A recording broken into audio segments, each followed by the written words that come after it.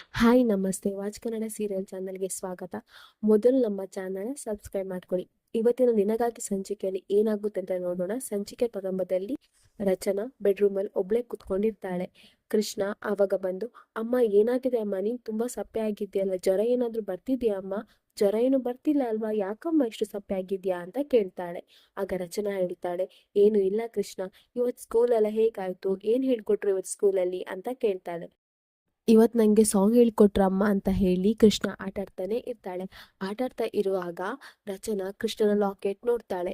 ನೋಡುವಷ್ಟರಲ್ಲಿ ಕೃಷ್ಣ ಆ ಕಡೆ ಟರ್ನ್ ಮಾಡ್ಕೊಂಡು ಪೇಂಟಿಂಗ್ ಮಾಡ್ತಾ ಇರ್ತಾಳೆ. ರಚನಾ ಅದನ್ನ ಅಲ್ಲೇ ಮರ್ತು ಬಿಡ್ತಾಳೆ.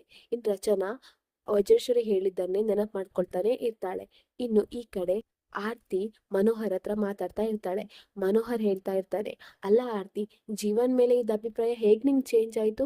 ಮೊನ್ನೆ ತನಕ ಜೀವನ ಮೇಲೆ ಕಿಡಿ ಹಾರ್ತಿದ್ದಿ, ಆದ್ರೆ ಇವಾಗ ಅವ್ನು ಒಳ್ಳೆಯವನಂತ ಹೇಳ್ತಿದ್ಯಲ್ಲ, ಹೇಗ್ ಆರ್ತಿ ಇದೆಲ್ಲ ಅಂತ ಕೇಳ್ತಾನೆ. ಆಗ ಆರ್ತಿ ಹೇಳ್ತಾಳೆ, ಅವನ ಮೇಲೆ ಅಭಿಪ್ರಾಯ ಬದಲಾಗಿದೆ ಹೌದು, ಆದ್ರೆ ಅವನು ಮದ್ವೆ ಆಗದೆ ರಚನಾ ಜೊತೆ ಇರೋದು ಹೇಗೆ, ಸರಿಯಲ್ಲ ಅಲ್ವಾ ಅದು ಅಂತ ಹೇಳ್ತಾ ಇರ್ತಾಳೆ. ಆಗ ಮನೋಹರ್ ಹೇಳ್ತಾನೆ, ಸಂದರ್ಭ ಹಾಗಿತ್ತು ಆರ್ತಿ ಅಂತ ಹೇಳ್ತಾನೆ. ಆರ್ತಿ ಹೇಳ್ತಾಳೆ, ಅಲ್ಲ ಬಾಬಾ, ನಂಗೊಂದು ವಿಷಯ ಕೇಳ್ಬೇಕಿತ್ತು ನಿಮ್ಮ ಹತ್ರ. ರಚನನ್ ಹಿಂದಿನ ಜೀವನ ಹೇಗಿತ್ತು ಅಂತ ಕೇಳ್ತಾಳೆ. ಆಗ ಮನೋಹರಿಗೆ ಶಾಕ್ ಆಗುತ್ತೆ. ಅವ್ನ್ ಕೇಳ್ತಾನೆ, ಯಾಕೆ ಆರ್ತಿ ಈ ರೀತಿ ಹೇಳ್ತಾ ಇದ್ದೆ? ಹಿಂದಿನ ಜೀವನ ಹೇಗಿತ್ತು ಅಂದ್ರೆ ಏನ್ ರಚನಾ ರೌಡಿ ಆಗಿದ್ಲಾ? ಯಾಕೆ ಈ ರೀತಿ ಎಲ್ಲ ಕೇಳ್ತಿದ್ಯಾ ಅಂತ ಹೇಳ್ತಾ ಇರ್ತಾಳೆ. ಇನ್ನು ನಿಧಿ ಹಾಸ್ಟೆಲಿಂದ ಹೊರಗೆ ಬರ್ತಾಳೆ. ಹೊರಗೆ ಬಂದು, ಪಾರ್ಸೆಲ್ ಬಂದಿತ್ತು ಅಂತ ಹೇಳಿದಾರಲ್ವಾ, ಕಾಲ್ ಮಾಡಿದ್ರು, ಅದ್ರಲ್ಲಿ ಯಾರು ಕಾಣಿಸ್ತಾ ಇಲ್ಲ, ಯಾರಿದ್ದಾರೆ ಇಲ್ಲಿ, ಎಲ್ಲಿ ಹೋದ್ರು ಅಂತ ಹೇಳ್ತಾ ಇರ್ತಾಳೆ. ಅಷ್ಟರಲ್ಲಿ ಅವಳ ಬಾಯಿ ಮುಚ್ಚಿ ಅವಳನ್ನ ಕಿಡ್ನಾಪ್ ಮಾಡ್ತಾರೆ ಯಾರೋ. ಇನ್ನು ಈ ಕಡೆ ವಜ್ರೇಶ್ವರಿ ರೂಮಲ್ಲಿ ಕುತ್ಕೊಂಡಿರ್ತಾಳೆ. ಇನ್ನು ಆ ರೂಮ್ಗೆ ನಿಹಾರಿಕಾ ಬರ್ತಾಳೆ. ನಿಹಾರಿಕಾ ಬಂದು, ದೊಡ್ಡಮ್ಮ, ನಂಗೆ ಏನೋ ತುಂಬಾ ಫಿಶಿ ಅಂತ ಕಾಣಿಸ್ತಾ ಇದೆ. ಆರ್ತಿ ಚಿಕ್ಕಮ್ಮ ಇಲ್ಲಿ ಬಂದಿದ್ರು, ಅಷ್ಟೇ ಅಲ್ಲ, ಬಂದು ನಿಮ್ ರೂಮ್ ಹೊರಗಡೆ ನಿಂತಿದ್ರು. ನಾನು ಯಾಕೆ ನಿಂತಿದಾರಂತ ಕೇಳಿದ್ರೆ ಅವ್ರು ಹೇಳಿದ್ರು, ನನಗೆ ತುಂಬಾ ಸೆಕೆ ಆಗ್ತಿದೆ ಅಂತ ಹೇಳಿದ್ರು ಅಂತ ಹೇಳ್ತಾಳೆ. ಆಗ ವಜ್ರೇಶ್ವರಿ ಹೇಳ್ತಾಳೆ, ಸೆಕೆನಾ? ಈ ಚಳಿಗೆ ಸೆಕೆ ಆಗ್ತುಂಟಂತ ಹೇಳಿದ್ಲ ಅವಳು ಅಂತ ಹೇಳ್ತಾರೆ. ಆಗ ನಿಹಾರಿಕಾ ಹೇಳ್ತಾಳೆ, ಹೌದು, ಅಷ್ಟೇ ಅಲ್ಲ, ನಾನ್ ಈ ರೂಮ್ ಒಳಗೆ ಬರ್ಬೇಕು ಅಂತ ಅನ್ಕೊಂಡಾಗ ಅವ್ರು ನನ್ನ ದಾರಿ ತಪ್ಪಿಸಿದ್ರು. ನಿಂಗೇನು ಪಾರ್ಸೆಲ್ ಬಂದಿದೆ ಅಂತ ಹೇಳಿದ್ರು, ಅಲ್ಲಿ ನೋಡಿದ್ರೆ ನಂಗೇನು ಪಾರ್ಸೆಲೇ ಬಂದಿರ್ಲಿಲ್ಲ. ಅಷ್ಟೇ ಅಲ್ಲ, ಯಾವಾಗ್ಲೂ ಸೀರಿಯಸ್ ಆಗಿರೋ ಚಿಕ್ಕಮ್ಮ ಇವಾಗ ಹೇಳಿದ್ರು ಫ್ರಾಂಕ್ ಅಂತ ಹೇಳಿದ್ರು. ನಂಗೆ ಯಾಕೋ ಅವ್ರ ವರ್ತನೆಯಲ್ಲಿ ತುಂಬಾನೇ ಡೌಟ್ ಬರ್ತಿದೆ. ಯಾಕೆ ಅವ್ರು ಆ ರೀತಿ ಮಾಡ್ತಿದ್ರು ಅಂತ ಹೇಳ್ತಾ ಇರ್ತಾಳೆ. ಆಗ ವಜ್ರೇಶ್ವರಿ ಹೇಳ್ತಾಳೆ, ನಿಂಗ್ ಹಾಗೆ ಅನ್ಸಿರ್ಬೇಕು ನಿಹಾರಿಕಾ, ಹಾಗೇನೂ ಇಲ್ಲ, ನನ್ನ ರೂಮಿಗೆ ಯಾರು ಬರ್ತಾರೆ, ಏನೂ ಇಲ್ಲ, ನಿನ್ ಯೋಚನೆ ಅದು ಅಂತ ಹೇಳ್ತಾಳೆ. ಇನ್ನು ನಿಹಾರಿಕಾ ಹೇಳ್ತಾಳೆ, ದೊಡ್ಡಮ್ಮ, ನಂಗೊಂದು ವಿಷಯ ಕೇಳ್ಬೇಕಿತ್ತು. ರಚನಾ ಯಾಕೆ ತುಂಬಾ ಸೈಲೆಂಟ್ ಆಗಿ ಫೀಲ್ ಅಲ್ಲಿ ಇರುವಾಗ ಇದ್ಲು, ಗಿಲ್ಟಿಯಲ್ಲಿ ಇರುವಾಗ ಇದ್ಲು, ಏನಾಯ್ತು ಅವಳಿಗೆ ಅಂತ ಹೇಳ್ತಾಳೆ. ಆಗ ವಜ್ರೇಶ್ವರಿ ಹೇಳ್ತಾಳೆ, ಡೋರ್ ಆ ಕಡೆ ಇದೆ ನಿಹಾರಿಕಾ, ಹೋಗು ಅಂತ ಹೇಳ್ತಾಳೆ. ಇನ್ನು ನಿಹಾರಿಕಾ ಅಲ್ಲಿಂದ ಹೋಗ್ತಾಳೆ. ಇನ್ನು ಈ ಕಡೆ ಮನೋಹರ್ ಕೇಳ್ತಾನೆ, ಯಾಕಾರ್ತಿ ಈ ರೀತಿ ಕೇಳ್ತಾ ಇದ್ಯಾ ಅಂತ ಹೇಳ್ತಾನೆ. ಆಗ ಆರ್ತಿ ಹೇಳ್ತಾಳೆ, ಅಲ್ಲ ಬಾವ ಅದು ಅಂತ ಹೇಳುವಾಗ ತೇಜ ಓಡೋಡಿ ಬರ್ತಾನೆ. ಬಂದು, ಆರ್ತಿ, ನಿಧಿ ಎಲ್ಲೂ ಕಾಣಿಸ್ತಾ ಇಲ್ಲ ಅಂತೆ, ಹಾಸ್ಟೆಲಿಂದ ಮಿಸ್ ಆಗಿದ್ದಾಳಂತೆ, ಕಾಲ್ ಬಂದಿತ್ತು ಅಂತ ಹೇಳ್ತಾನೆ. ಆಗ ಆರ್ತಿಗೂ ಶಾಕ್ ಆಗುತ್ತೆ, ಮನೋಹರಗೂ ಶಾಕ್ ಆಗುತ್ತೆ. ಆಗ ಆರ್ತಿ ಹೇಳ್ತಾಳೆ, ಏನ್ರಿ ಹೇಳ್ತಿದ್ದೀರಾ, ನಿಧಿ ಇಲ್ಲ ಅಂದ್ರೆ ಏನರ್ಥ, ಅವಳು ಎಲ್ಲಿಗೆ ಹೋಗ್ಲಿಕ್ಕೆ ಸಾಧ್ಯ, ಅದು ಹಾಸ್ಟೆಲಿಂದ, ನೀವು ಸರಿಯಾಗಿ ಕೇಳಿದ್ರಾ ಅಂತ ಹೇಳ್ತಾಳೆ. ಆಗ ತೇಜ ಹೇಳ್ತಾನೆ, ಹೌದು, ನಾನೆಲ್ಲ ಕಾಲ್ ಮಾಡಿ ವಿಚಾರಿಸಿದೆ, ಹಾಸ್ಟೆಲ್ನವರು ಹಾಗೇನೆ ಹೇಳ್ತಿದ್ದಾರೆ ಅಂತ ಹೇಳ್ತಾನೆ. ಇನ್ನು ಮನೆಯವ್ರಿಗೆಲ್ರಿಗೂ ವಿಷಯ ಗೊತ್ತಾಗಿರುತ್ತೆ. ಇನ್ನು ರಚನಾ ಸಮಾಧಾನ ಮಾಡ್ತಾ ಇರ್ತಾಳೆ, ಚಿಕ್ಕಮ್ಮ ಏನೂ ಆಗಲ್ಲ, ನಿಧಿ ಬರ್ತಾಳೆ ಬರ್ತಾಳೆ ಅಂತ ಹೇಳ್ತಾ ಇರ್ತಾರೆ. ಇನ್ನು ವಜ್ರೇಶ್ವರಿ ಹೇಳ್ತಾಳೆ, ಅಷ್ಟು ದೊಡ್ಡ ಹಾಸ್ಟೆಲ್, ಅಷ್ಟು ಪ್ರೆಸ್ಟೀಜಿಯಸ್ ಹಾಸ್ಟೆಲ್, ಆ ಹಾಸ್ಟೆಲಿಂದ ನಿಧಿ ಕಾಣೆಯಾಗಿದ್ದಾಳಂದ್ರೆ ಏನರ್ಥ, ಮಿಸ್ಸಿಂಗ್ ಅಂದ್ರೆ ಏನರ್ಥ, ಸೆಕ್ಯೂರಿಟಿ ಗಾರ್ಡ್ ಎಲ್ಲ ಎಲ್ಲಿ ಹೋಗಿದ್ರು, ಏನ್ ಮಾಡ್ತಿದ್ರು ಅಲ್ಲಿರೋರಲ್ಲ ಅಂತ ಹೇಳ್ತಾ ಇರ್ತಾಳೆ. ಇನ್ನು ನಿಹಾರಿಕಾ ಹೇಳ್ತಾಳೆ, ಅಲ್ಲ, ನಿಧಿ ಮಿಸ್ಸಿಂಗ್ ಅಂದ್ರೆ ಏನರ್ಥ, ಏನಾದ್ರೂ ನಮ್ಗೆ ಆಗದೆ ಇರೋರು ಅವಳ ಕಿಡ್ನಾಪ್ ಮಾಡಿದ್ರಾ ಅಂತ ಹೇಳ್ತಾಳೆ. ಆಗ ವಜ್ರೇಶ್ವರಿ ಹೇಳ್ತಾಳೆ, ಹೌದು, ಆ ಚಾನ್ಸಸ್ ಸ್ವಲ್ಪ ಹಾಗೇನೆ ಇದೆ, ಯಾವ್ದಕ್ಕೂ ಪೊಲೀಸ್ ಕಂಪ್ಲೇಂಟ್ ಕೊಡೋಣ ಅಂತ ಹೇಳ್ತಾಳೆ. ಇನ್ನು ತೇಜ ಪೊಲೀಸಿಗೆ ಕಾಲ್ ಮಾಡಿಕ್ಕೆ ಫೋನ್ ತೆಗಿತಾನೆ. ಅಷ್ಟರಲ್ಲಿ ನಿಧಿ ಬರ್ತಾಳೆ. ನಿಧಿ ಬಂದು ಡ್ಯಾಡ್ ಅಂತ ಹೇಳ್ತಾಳೆ. ಆಗ ಮನೆಯವರಿಗೆಲ್ರಿಗೂ ಖುಷಿ ಆಗುತ್ತೆ. ನಿಧಿ ರಚನಾ ಆರ್ತಿನೆಲ್ಲ ಹಗ್ ಮಾಡ್ಕೊಳ್ತಾಳೆ. ಆವಾಗ ರಚನಾ ಹೇಳ್ತಾಳೆ, ನಿಧಿ, ನಿನ್ನ ವಿಷಯದಲ್ಲಿ ಏನಾಗ್ತಿದೆ, ಈಗಷ್ಟೇ ಕಾಲ್ ಬಂದಿತ್ತು ನೀನ್ ಮಿಸ್ಸಿಂಗ್ ಅಂತ ಹೇಳಿ, ಆದ್ರೆ ನೀನ್ ಇಲ್ಲಿದ್ಯಾ, ಏನಾಯ್ತು, ನೀನ್ ಎಲ್ಲಿ ಹೋಗಿದ್ದೆ ನಿಧಿ ಅಂತ ಹೇಳ್ತಾಳೆ.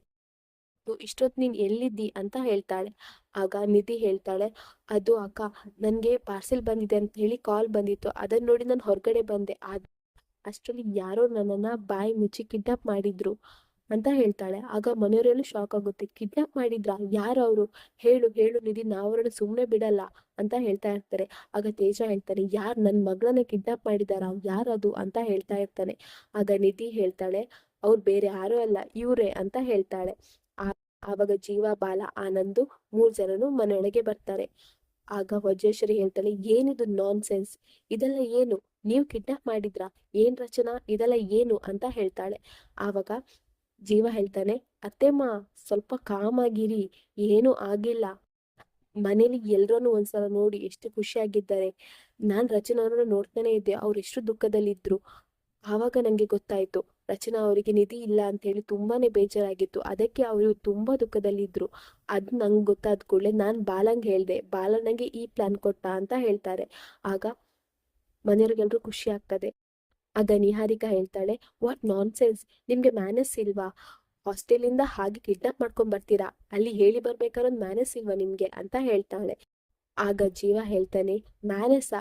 ಅಪ್ಪ ಅಮ್ಮನಿಗೆ ಗೊತ್ತಿಲ್ಲದೆ ಹೋಗಿ ಹಾಸ್ಟೆಲಿಗೆ ಸೇರಿಸಿದ್ರಲ್ಲ, ನಿಮ್ಗೆ ಮ್ಯಾನಸ್ ಉಂಟಾ ಅಂತ ಕೇಳ್ತಾಳೆ. ನಿಂಗೆ ಯಾರಾದ್ರೂ ಖುಷಿಯಾಗಿದ್ರೆ ಆಗಲ್ವಾ ನಿಹಾರಿಕಾ? ಸ್ವಲ್ಪ ಖುಷಿಯಾಗಿರ್ಲಿಕ್ಕಿಲ್ಲ, ಬಂದ್ ಹುಳಿ ಹಿಂಡಿ ಬಿಡ್ತೀಯಲ್ಲ ಅಂತ ಹೇಳಿ ಜೀವ ಬೈತಾನೆ. ಆಗ ನಿಹಾರಿಕಾ ಹೇಳ್ತಾಳೆ, ಜೀವ ಅಂತ ಹೇಳ್ತಾಳೆ. ಆಗ ಜೀವ ಹೇಳ್ತಾನೆ, ನನ್ ಜೀವ ತಿನ್ಬೇಡ ನಿಹಾರಿಕಾ, ಬಾಯಿ ಮುಚ್ಕೊಂಡ್ ಕೂತ್ಕೋ ಅಂತ ಹೇಳ್ತಾನೆ.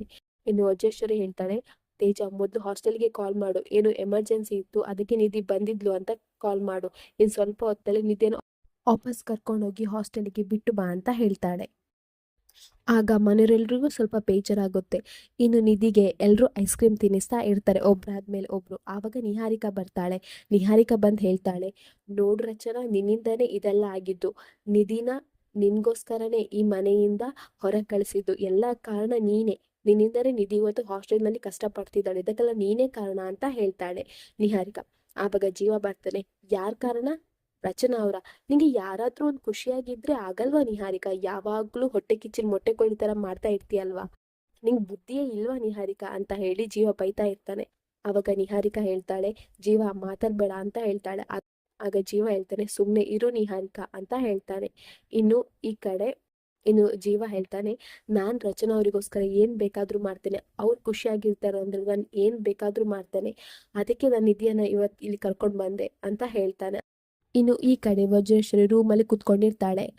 ಅಲ್ಲ, ಡಾಲರ್ಸ್ ಕಾಲೋನಿ ಪೇಪರ್ ಬಗ್ಗೆ ಏನೋ ಒಂದು ಇಶ್ಯೂ ಇದೆ, ಡಾಕ್ಯುಮೆಂಟ್ ಎಲ್ಲ ಇಮೇಲ್ ಕಳಿಸಿ ಅಂತ ಹೇಳಿದ್ರು, ಈಗಲೇ ಕಳಿಸ್ತೇನೆ ಅಂತ ಹೇಳಿ ಕಬೋರ್ಡ್ ಓಪನ್ ಮಾಡ್ತಾಳೆ. ಕಬೋರ್ಡ್ ಓಪನ್ ಮಾಡಿದಾಗ ಫೈಲ್, ಅವಳ ಬಟ್ಟೆ ಎಲ್ಲ ಹರಡಿರ್ತದೆ. ಆಗ ಅವಳಿಗೆ ಡೌಟ್ ಬರುತ್ತೆ, ಅಲ್ಲ ಇದೆಲ್ಲ ಬೆಳಿಗ್ಗೆ ಹೋಗುವಾಗ ಸರಿ ಇತ್ತಲ್ಲ, ಇವಾಗ ಏನಾಗಿದೆ ಅಂದ್ರೆ ಇದ್ರರ್ಥ ಅಂತ ಹೇಳಿ ನಿಹಾರಿಕಾ ಹೇಳಿದನ ನೆನಪು ಮಾಡ್ಕೊಳ್ತಾ ಇರ್ತಾಳೆ. ಅಂದ್ರೆ ಈ ರೂಮ್ ಒಳಗೆ ಯಾರೋ ಬಂದ್ ಹೋಗಿದ್ದಾರೆ, ಈ ರೂಮ್ ಒಳಗೆ ಏನೋ ಹುಡುಕಿ ಹೋಗಿದ್ದಾರೆ, ಅದಕ್ಕೆ ಇಲ್ಲಿಟ್ಟಿರೋ ವಸ್ತು ಎಲ್ಲ ಹರಡ್ಕೊಂಡಿದೆ ಅಂತ ಹೇಳಿ ಕ್ಯಾಮ್ರಾ ನೋಡ್ತಾಳೆ. ಇನ್ನೋಡ್ CC ಕ್ಯಾಮರಾ ಚೆಕ್ ಮಾಡುವಾಗ ಜೀವ ಬಂದು ರಚನನ ಬರ್ತ್ ಸರ್ಟಿಫಿಕೇಟ್ ಫೋಟೋ ತೆಗ್ದಿರೋದ ಅವಳು ನೋಡ್ತಾಳೆ. ಅದನ್ನ ನೋಡಿ ತೇಜನ್ ಕರಿತಾಳೆ. ತೇಜನ್ ಕರ್ದು ಹೇಳ್ತಾಳೆ, ತೇಜ, ಜೀವನಿಗೆ ಏನೋ ವಿಷಯ ಗೊತ್ತಾಗಿದೆ, ಜೀವನಿಗೆ ರಚನಾ ನನ್ನ ಮಗಳು ಅಲ್ಲ ಅನ್ನೋ ಡೌಟ್ ಬಂದಿದೆ, ಅದ್ ಹೇಗೆ ಅಂತ ಕೇಳ್ತಾಳೆ. ಆಗ ತೇಜಂಗೆ ಹೆದರಿಕೆ ಆಗುತ್ತೆ. ಅಯ್ಯೋ, ಇವ್ರಿಗೆ ಅಷ್ಟು ಬೇಗ ಗೊತ್ತಾಯ್ತಾ? ಸೂಪರ್ ಫಾಸ್ಟ್ ಇದ್ದಾರೆ ಇವರು, ಇವ್ರಿಗೆ ಅಷ್ಟು ಬೇಗ ಎಲ್ಲ ಗೊತ್ತಾಯ್ತಾ ಅಂತ ಮನಸ್ಸಲ್ಲಿ ಯೋಚನೆ ಮಾಡ್ತಾ ಇರ್ತಾನೆ. ಆಗ ವಜ್ರೇಶ್ವರಿ ಹೇಳ್ತಾಳೆ, ತೇಜ ನೆನಪು ಮಾಡ್ಕೊ, ನಿನ್ ಸ್ವೀಟ್ ಬಾಕ್ಸ್ ಕೊಡುವಾಗ ನಿನ್ ಹಿಂದೆ ಯಾರಾದ್ರೂ ಬಂದ್ರ? ಜೀವ ಅದನ್ನ ನೋಡಿದ್ನ, ಸ್ವಲ್ಪ ನೆನಪು ಮಾಡ್ಕೋ ತೇಜ ಅಂತ ಹೇಳ್ತಾಳೆ. ಆಗ ತೇಜ ಹೇಳ್ತಾನೆ, ಅಯ್ಯೋ ಅತ್ತಿಗೆ, ನಿಮ್ಗೆ ಗೊತ್ತಿದೆ ಅಲ್ವಾ, ನಾನು ಎಷ್ಟೋ ವರ್ಷದಿಂದ ಕೊಡ್ತಾ ಇದ್ದೇನೆ, ಯಾರಿಗೂ ಗೊತ್ತಾಗ್ಲಿಲ್ಲ, ಅಂಥದ್ರಲ್ಲಿ ಇವತ್ತು ಗೊತ್ತಾಗೋದಂದ್ರೆ ಏನು? ಇಲ್ಲ ಅತ್ತಿಗೆ, ಹಾಗೇನು ಗೊತ್ತಾಗ್ಲಿಲ್ಲ ಅಂತ ಹೇಳ್ತಾನೆ. ಆಗ ವಜ್ರೇಶ್ವರಿ ಹೇಳ್ತಾಳೆ, ಹೌದಾ, ಹಾಗಾದ್ರೆ ಯಾರಿಂದ ಜೀವನ್ಗೆ ವಿಷಯ ಗೊತ್ತಾಯ್ತು? ಯಾರಿಂದ ಅವನಿಗೆ ಅನುಮಾನ ಬಂತು? ಇಲ್ಲ, ಇದನ್ನೆಲ್ಲ ನಾನು ಇಲ್ಲಿಗೆ ನಿಲ್ಸಲ್ಲ, ಇದಕ್ಕೊಂದು ವ್ಯವಸ್ಥೆ ಮಾಡ್ಲೇಬೇಕು. ಜೀವ ಇದನ್ ಸುಮ್ನೆ ಬಿಡಲ್ಲ, ಇದರ ಮೂಲ ಹುಡ್ಕೊಂಡು ಹೋಗ್ತಾನೆ, ಅದು ಗೊತ್ತಾಗ್ಬಾರ್ದು, ಅದಕ್ಕೆ ಏನಾದ್ರೂ ವ್ಯವಸ್ಥೆ ಮಾಡ್ಲೇಬೇಕು ಅಂತ ಹೇಳಿ ಯೋಚನೆ ಮಾಡ್ತಾ ಇರ್ತಾಳೆ. ಇಲ್ಲಿಗೆ ಈ ಸಂಚಿಕೆ ಮುಗಿಯುತ್ತೆ. ನಮ್ಮ watch Kannada serial channel subscribe ಮಾಡ್ಕೊಳ್ಳಿ.